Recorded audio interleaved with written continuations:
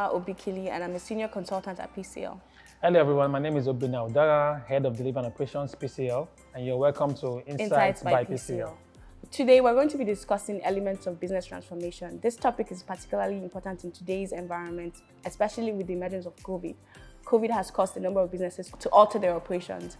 For example, we've seen bike hailing services turn to logistics providers, transporting goods from one location to the other. Obina, what are some of the changes you've seen in recent times? I think for me, the biggest one is in the digital channel, the spring up. So everyone can now engage the customers who they services from their phone or mobile or online, just to get access to services.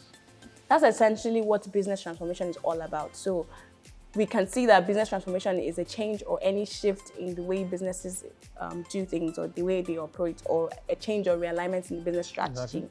And sometimes it could be introducing new products or providing new services or even leveraging technology. There are different types of transformation initiatives. One that comes to my mind is process reengineering exercises, where people move from, or companies move from, manual processes to automated processes to drive efficiency and to improve service delivery. And for me, it can be from anything from enterprise-wide transformation, where it also includes process, technology, people, culture, everything all in one. And it can be for a mid-sized organization, for example, and even a multinational organization, countries across different regions. And then you can have things around technology transformation, where new systems are being implemented. And you also have things around cultural transformation or people transformation, where in the case of a merger and acquisition, we're trying to get two different companies with two different ideologies and beliefs to be one whole company. Those are the other types of transformation efforts that actually exist. And I think we can touch on reasons why companies embark on transformation initiatives. And I know one reason is, like you mentioned, is mergers and acquisitions. When there's a new company acquiring another one, there's need to align or have this cultural alignment, or even an integration of their systems. And so business transformation initiatives do occur in this type of situations. Another one would be changes in customer habits and preferences. Exactly. And companies now have to be innovative to adjust to what customers now want. Especially now we've seen convenience, right? For example, Netflix has gone from a DVD rental service to an online streaming site. Exactly. What are some of the other reasons you've seen? I think for me the biggest one will be regulation. We don't talk about it enough, but if you look at the financial services, even the telcos, in the last couple of years, the banks, insurance, and telcos, they've been transforming their businesses because of requirements from the regulators. So regulation for me has been the biggest contributor to transformation in the past couple of years in the country. And also the need to increase efficiency. Yeah, that's also very important. So now businesses across the different industries, airlines, retail services, everyone wants to increase how they serve, how operationally efficient they are. So that's why they also talk about business transformation. And there's one more thing: companies that are having low profit or low turnover obviously try to introduce more product lines and more services to increase their revenue streams. Okay, so people may wonder, like, what are the steps to business transformation? How do you go about a transformation initiative? I guess one way is to have a clear strategy, to understand what the vision is, what the company is trying to provide, what services, what products, what channels to get to or reach the customer. So, and that will be buttressed by a clear roadmap. A clear roadmap, So you have a strategy, for example, but who is doing what? Where are you clear doing action plans? Who are the action plans? Who's responsible for it? Those are very, very important things. One other thing again is what we call in consulting work called the PMO, which is the Project Management Office or Program Management Office. And this is where we have people try and drive those initiatives, those changes that the business is about to go into. Right.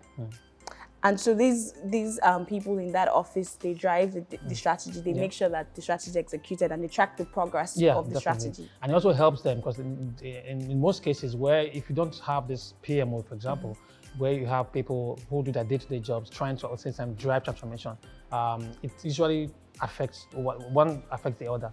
So PMO basically just helps them take that pressure off them, ensuring that people are doing what they're supposed to do, at the same time doing all those additional work that will help the business become better at what they do. But we've seen companies, have a clear strategy, have a PMO office, have a roadmap, but they still fail.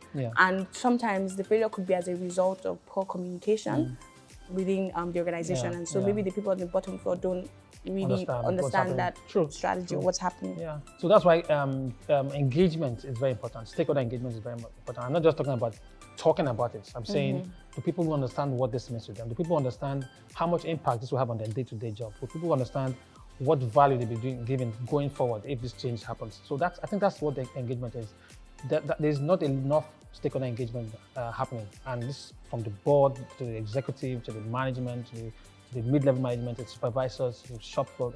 Everybody needs to be involved in that process. And I have to also mention having the right people in the right roles, because they're the ones that essentially will drive that strategy, or that change. If you have someone that doesn't have the credentials to be able to do that, then it's dead on arrival. Yeah. Okay, so I guess what are some of the tips that you'd provide? So I think we mentioned it as we were speaking around communication and engagement. Communication is very important. Communicating that vision. People need to know why we need to make these changes, why these changes is happening in the first place. And communicating in a way that people understand. Remember that in businesses, there are different divisions, different departments. So you need to craft the message in the way that they understand it, for example. So what you tell the finance department might be different what you tell the HR department.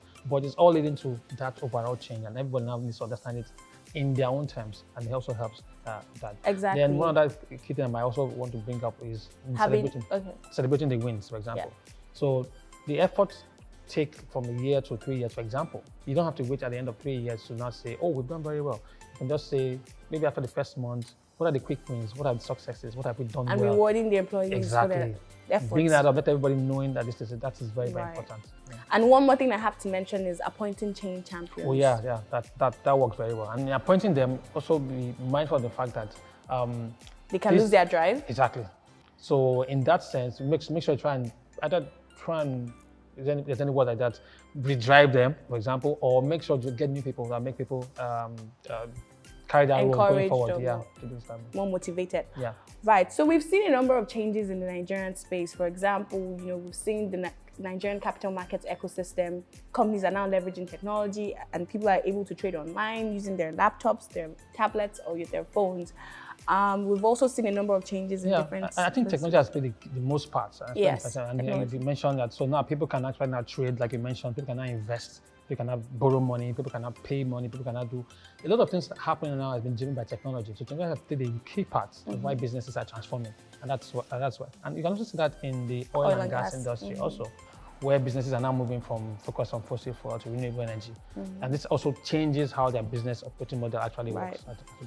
So this really stresses that companies need to be innovative to remain competitive and sustainable. Exactly. Thank you for listening to our podcast today. Follow us on social media, on all our social media platforms. Once again, my name is Noma Obiki. And I'm Obina Udara. Thank you for listening.